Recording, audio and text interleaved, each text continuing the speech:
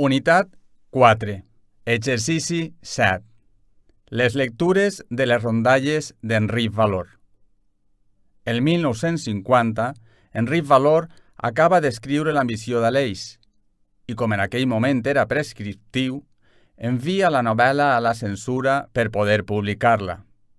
Però el permís no va arribar, ja que l'obra va ser considerada amoral per un adulteri que apareixia en la trama. Com a conseqüència, naix l'obra més coneguda d'Enric Valor, Les rondalles valencianes. L'autor sempre recorda la conversa que va tenir amb Sanchis Guarner després que la censura prohibira la novel·la. «Per què no escrius aquelles rondalles que et contaven de menut a Castalla? Segur que passaran la censura i podrem publicar-les». Afortunadament per a nosaltres, Valor s'hi va animar.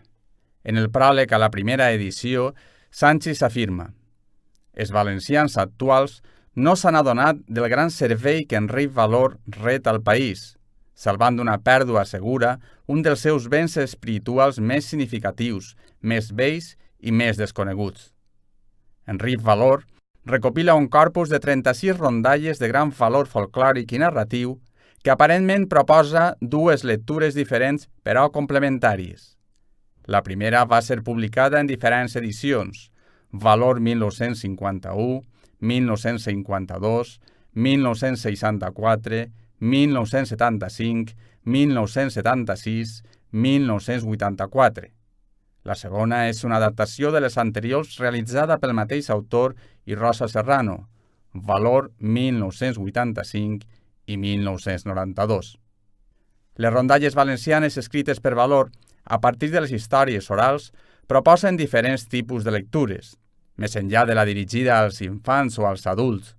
Són escriptures que comparteixen trets de la tradició oral i de la literària, del treball dels folcloristes, però també dels escriptors.